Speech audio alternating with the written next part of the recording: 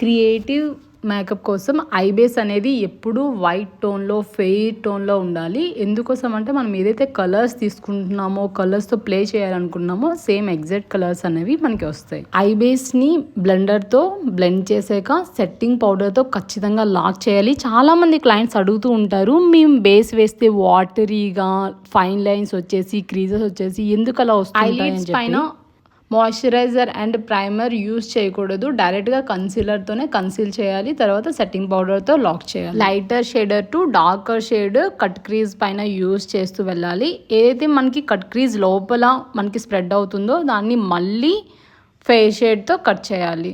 Cut చేసాక మళ్ళీ పౌడర్తో lock చేయాలి. ఇప్పుడు కట్ క్రీజ్ లోపల ఏ కలర్ మీరు ప్లే చేసినా సరే ఎగ్జాక్ట్ సూపర్ లుక్ వస్తుంది. వితౌట్ ఎనీ క్రీజెస్ ఆయిలీ ఇటువంటి ఏం లేకున్నా చాలా నీట్గా వస్తుంది. చాలా లాంగ్ లాస్టింగ్ ఉంటుంది. నా స్కిన్ టోన్కి డార్క్ షేడ్తో నా ఫేస్ పైన ఉన్న డల్నెస్ని నేను కట్ చేస్తున్నాను. అండ్ దెన్ నా స్కిన్కి ఎగ్జాక్ట్ మ్యాచ్ అయ్యే టోన్ తీసుకున్నాను. ఇక్కడ నేను క్రియేటివ్ మేకప్ చేస్తున్నాను కనుక ఇంకా ఫెయిర్ టోన్ అనేది నా ఫేస్ పైన అప్లై చేసుకొని బ్లెండ్ చేస్తున్నాను. ఫెయిర్ టోన్ అప్లై చేసినా సరే ఏమీ కాదు. ఎందుకోసం అంటే ఫస్ట్ డార్క్ కన్సీలర్ యూస్ చేసాం, తర్వాత ఎగ్జాక్ట్ మ్యాచ్ ఉండే స్కిన్ టోన్కి ఎగ్జాక్ట్ మ్యాచ్ ఉండే ఫౌండేషన్ యూస్ చేశాను.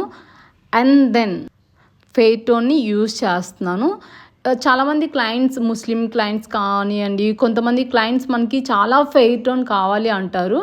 బట్ అంత ఫెయిర్ టోన్ ఇచ్చాక కూడా మనకి యాషీ లుక్ అనేది రాకూడదు, గ్రేయిష్ లుక్ అనేది రాకూడదు. సో అందుకోసం పర్ఫెక్ట్ కాంటోరింగ్ అనేది important. Contouring means dark shade తీసేసి దాంతో కాంటోరింగ్ చేయాలి అని కాదు.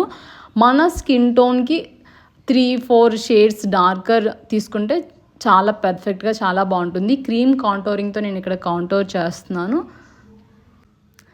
ఫెయిర్ టోన్ మనకి యూస్ చేసేటప్పుడు లిప్స్ దగ్గర కానివ్వండి, ఫోర్ హెడ్ పైన కానివ్వండి, మనకి కొంచెం వైటిష్ లుక్ అనేది వస్తుంది కదా, దాన్ని కట్ చేయడం కోసం కూడా ఆ ప్లేసెస్లో కూడా మనం కాంటోరింగ్ అనేది అప్లై చేసుకోవాలి. ఫ్లాలెస్ లుక్ కోసం బ్లెండింగ్ అనేది చాలా ఇంపార్టెంట్. తర్వాత క్రీమ్లెస్ అప్లై చేశాను. క్రీమ్లెస్ ఫ్లాలెస్గా కనిపించాలి అని చెప్పి ఇంకొంచెం హైలైటర్ తీసి మంచిగా బ్లెండ్ చేశాను. క్రీమ్ ప్రొడక్ట్స్ అన్నీ అప్లై చేసాకనే బేకింగ్ చేయాలి పౌడర్తో సెట్ చేసాక మళ్ళీ క్రీమ్ ప్రొడక్ట్స్ అనేవి యూజ్ చేయకూడదు. యూజ్ చేస్తే ప్యాచీ లుక్ అనేది వస్తుంది. మళ్ళీ ఏమైనా యూజ్ చేయాలి అనుకుంటే powder blush or powder highlighter use చేయాలి. పౌడరింగ్ చేసాక మనకి ఫేస్ టచ్ చేసినా సరే అస్సలు ఫేస్కి హ్యాండ్కి అంటకుండా ఉండాలి. ఫేస్ పైన కూడా ఎటువంటి ప్యాచెస్ రాకూడదు. అలా అయితేనే మీరు పర్ఫెక్ట్ బేస్ని అచీవ్ అయినట్టు. బేస్ సెట్ చేసాక కూడా ఫేస్ పైన హ్యాండ్ పెడితే ప్యాచెస్ వస్తున్నాయి, ఫింగర్స్కి అంటుతున్నాయి అని అంటే ఇంకా ప్రాక్టీస్ చేస్తూ ఉండాలి. బేస్ ఫినిష్ అయిపోయాక ఏదైతే క్రియేటివ్ లుక్ ఇవ్వాలి అనుకుంటున్నారో ఫేస్ పైన ఇవ్వచ్చు. అండ్ దెన్ పౌడరింగ్ అయిపోయింది కనుక ఇప్పుడు పౌడర్ హైలైటర్తో మంచి ఫినిషింగ్ ఇవ్వచ్చు. గ్లాజీ లుక్, డ్యూ లుక్ వస్తుంది. చాలా చాలా బాగుంటుంది. ఈ లుక్ మీకు ఎలా అనిపించిందో కామెంట్ చేసి చెప్పండి. Thank you.